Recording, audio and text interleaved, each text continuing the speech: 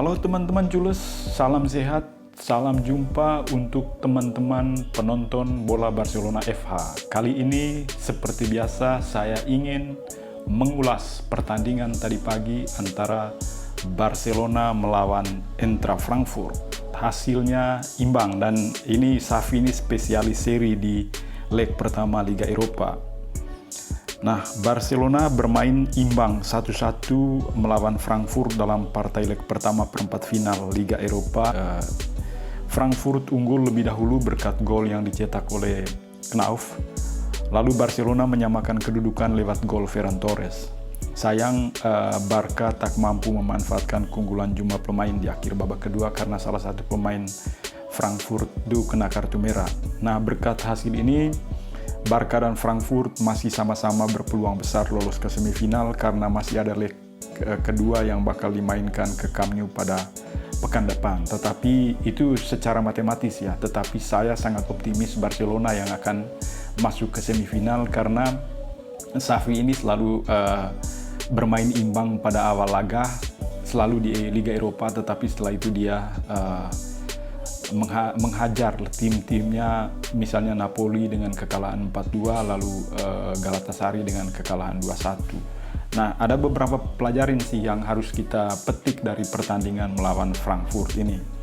Yang pertama itu spesialis imbang untuk Xavi khusus di Liga Eropa ya.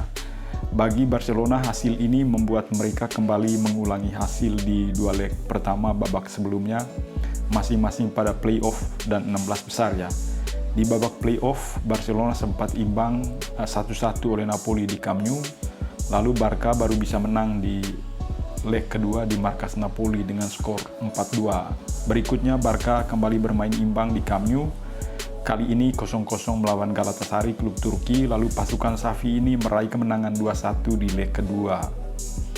Lalu catatan kedua yaitu Barca itu tidak bermain buruk, malah mereka bermain bagus. Jadi secara keseluruhan, Barca menunjukkan performa cukup bagus di markas Frankfurt. Sayang, Aubameyang sedang tidak berada dalam penampilan terbaiknya menurut saya. Tidak perlu dikecewakan karena memang selamanya pemain itu tidak harus 100% bagus di setiap pertandingan, tetapi ada pertandingan yang membuat dia bisa kewalahan seperti pertandingan semalam. Dan mereka pun semakin percaya diri menurut saya ya menghadapi leg kedua karena mereka paling kurang imbang lah di kandang Frankfurt ini. Lalu catatan ketiga yang saya lihat, golnya indah, khas Barcelona banget. Gol penyama kedudukan Barcelona lahir dari proses yang indah, kombinasi 1-2 yang luar biasa antara Ferran Torres, Frenkie de Jong, dan itu berhasil dituntaskan oleh Torres menjadi gol.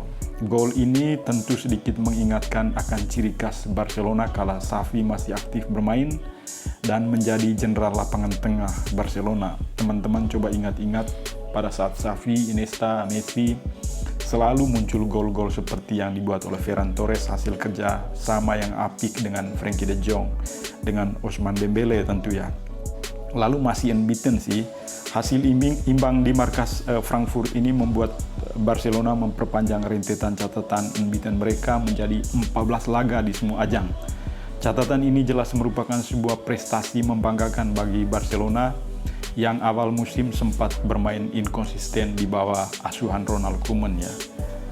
Lalu catatan lain juga menurut saya yang membuat Barcelona kesulitan itu Frankfurt itu bermain sangat bagus, rapat, padu, dan mereka itu pressingnya tinggi banget.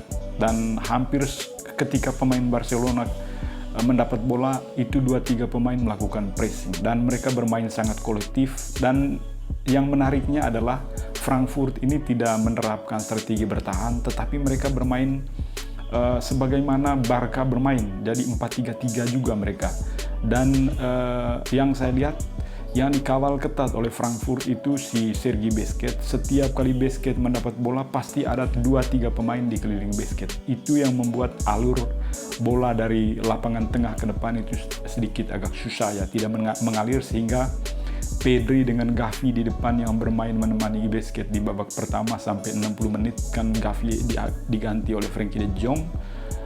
agak susah ya mengalirkan bola karena pressing tinggi yang diperagakan oleh pemain-pemain Frankfurt. Lalu beruntung ya bagi Barcelona, Frankfurt tidak mencetak gol lebih, dan ini sebenarnya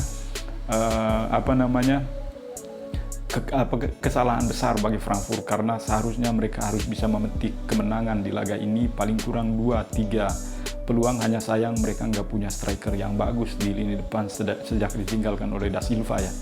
Dan seharusnya mereka bisa mencetak gol 2-3 peluang yang sangat bersih. Barcelona juga bisa mencetak satu lagi gol yang di depan kotak penalti. Aubameyang sayang nggak terlalu bagus mainnya.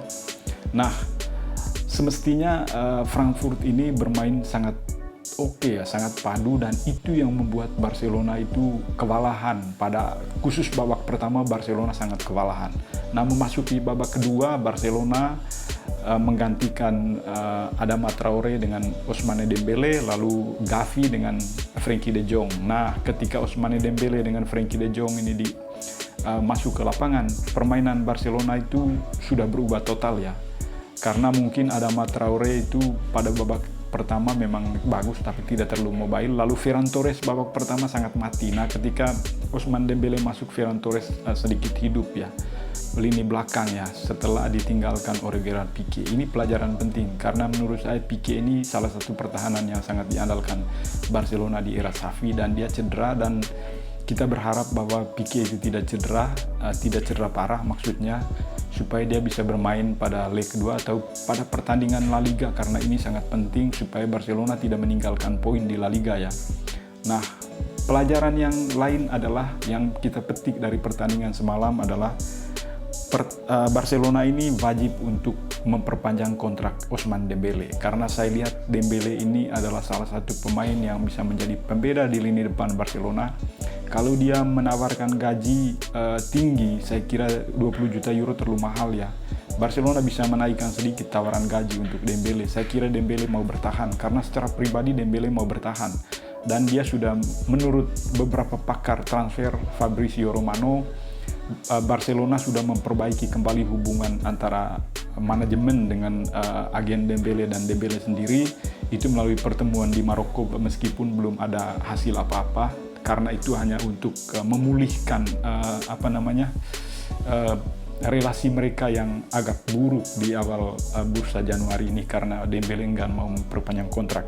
Kita berharap manajemen Barcelona itu harus bekerja lebih keras lagi untuk mempermanenkan Dembele, karena Dembele ini salah satu andalan dari Xavi pada sejak Xavi itu melatih Barcelona, Dembele ini benar-benar menjadi andalan. Jadi kerugian besar bagi Barcelona jika Dembele tidak dipertahankan ya, karena Dembele adalah salah satu pemain yang bisa menjadi motor penggerak proyeknya Xavi ini bersama dengan Pedri, Busquets, lalu Frenkie de Jong dengan Gavi di tengah. Secara keseluruhan si Barcelona bermain bagus, bermain sebagaimana mereka bermain, hanya memang mereka sering kehilangan bola, sering salah passing, karena kita nggak bisa mempersalahkan pemain Barcelona juga.